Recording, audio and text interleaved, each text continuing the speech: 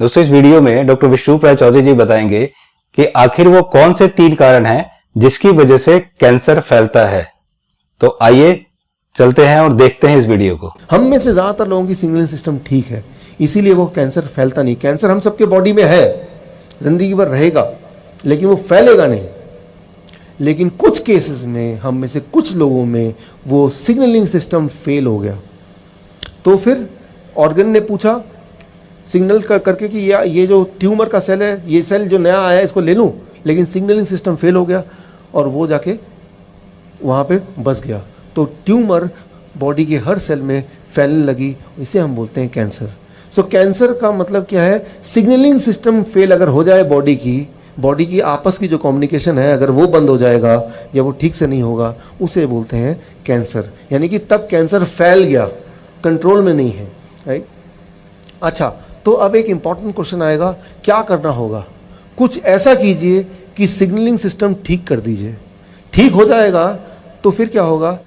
अगर हम अपने बॉडी का सिग्नलिंग सिस्टम को ठीक कर लें, कितना भी बड़ा कैंसर क्यों ना हो, उसको भागना ही भागना है, वो रह नहीं सकता।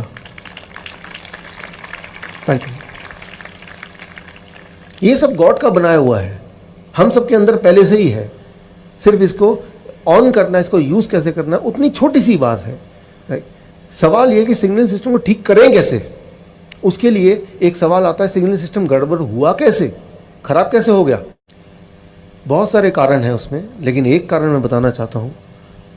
मैंने देखा अपने पेशेंट्स में, दुनिया भर में, या मेडिकल जर्नल के रिपोर्ट ये कहते हैं, ऐसे लोग जो अक्सर बात बात पे कोई ना कोई दवाइयाँ लेते रहते हैं, बुखार की दवाई, जुकाम की दवाई, सिर दर्द की दवाई, पेट खराब है तो दवाई।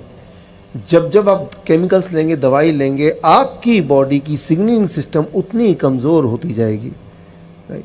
सो जैसे प्रेगनेंसी पिल्स जो लेते हैं, उनकी सिग्नलिंग सिस्टम कमज़ोर हो जाएगी, और एक टाइम ऐसा भी आ सकता है जब सिग्नलिंग सिस्टम ठीक से काम नहीं कर रहा है। तो ये तो हुआ कारण कि अगर आपके बॉडी में किसी भी तरह से केमिकल जाता है तो सिग्नलिंग सिस्टम खराब होगा ही होगा।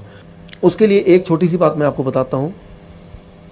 जब आप किसी भी तरह का डायग्नोसिस कराते हैं, जिसमें रेज, एक्सरे है, सीटी स्कैन है, एमआरआई है, ये सारी चीज़ें एक काम करती है, आपके बॉडी का सिग्नलिंग सिस्टम को खराब कर देती है। ये हर एक को पता है। कोई भी मेडिकल की फील्ड में कोई भी होगा ना, उससे पूछेंगे तो बोलेगा हाँ ये तो बड़ा नॉर्मल बात है। अगर आप 2 बार से ज़्यादा एमआरआई कराएंगे, एक्सरे कराएंगे, सीटी स्कैन कराएंगे, तो वो आपके बॉडी का सिग्नलिंग सिस्टम खराब कर देगा। इसीलिए हमेशा मैं अपने पेशेंट्स को बोलता हूँ, आप डायग्नोसिस के चक्कर में मत पड़िए। आप डायग्नोसिस करने जाएंगे, सिग्नलिंग सिस्टम खराब हो जाएगा तो एक और बीमारी घर लेके आएंगे, और ये अक्सर देखा गया है। इसीलिए वो होता है एनुअल चेकअप कराना है। यूं ही साल में एक बार तो सारा चेकअप होना ही चाहिए। साल में एक बार सारा चेकअप होने से सिर्फ एक ही इंसान को फ़ायदा होता है, वो जो चेकअप कर रहा है। पेशेंट को कोई फ़ायदा नहीं होने वाला, राइट। तो पेशेंट, आप देखिए यहाँ पे रिपोर्ट ये कहती है 22% मोर कैंसर इन द पेशेंट जो मेमोग्राम स्क्रीनिंग कराते हैं। तो किसी भी तरह का कैंसर की स्क्रीनिंग कराने की ज़रूरत नहीं है। अगर कैंसर है भी तो स्क्रीनिंग उसकी स्पीड को और बढ़ा देता है, क्योंकि कोई भी स्क्रीनिंग, कोई भी डायग्नोसिस, कैंसर का डायग्नोसिस, चाहे वो बायोप्सी की बात करें या कोई एमआरआई की बात करें, वो सारी डायग्नोसिस एक चीज़ करती है, आपके सिग्नलिंग सिस्टम को वो स्विच ऑफ करने का काम करती है, ख़राब करने का काम करती है। तो क्यों आप अपने सिग्नलिंग सिस्टम को ख़राब करना चाहते हैं जो पहले से ही बहुत नाजुक हालत में है? ये आपको ध्यान रखना है। जब भी आप किसी डायग्नोसिस करने जाएंगे, अगर कोई बोलता है मैं आपके खून का एक बूंद ले लूँगा फिर डायग्नोस कर दूंगा, वो अलग बात है, उसमें कुछ ज़्यादा खतरा नहीं है। लेकिन एक्सरे करेंगे, एमआरआई करेंगे, सीटी स्कैन करेंगे, बायोप्सी लेंगे, ये सारी चीज़ें सिग्नलिंग सिस्टम को ख़राब कर देती है। मैं एक छोटा सा उदाहरण देता हूँ आपको समझाने के लिए। इमेजिन कीजिए कि किसी एक पेशेंट का कोई एक ट्यूमर है, वो साइज़ में इतना सा है। डॉक्टर के पास गया कि देखिए ये क्या है, बोलेगा ये पता नहीं लग रहा क्या है, हो सकता है कैंसर हो सकता नहीं हो।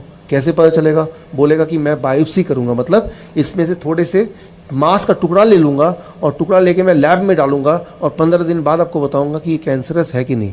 एक इंपॉर्टेंट बात मैं आज इस मंच से आपको बताना चाहूँगा कि अगर वो कैंसरस नहीं भी था, लेकिन जैसे ही उसको छेड़ेंगे, काट छाट करेंगे, उस प्रोसेस में वो कैंसरस बन जाता है।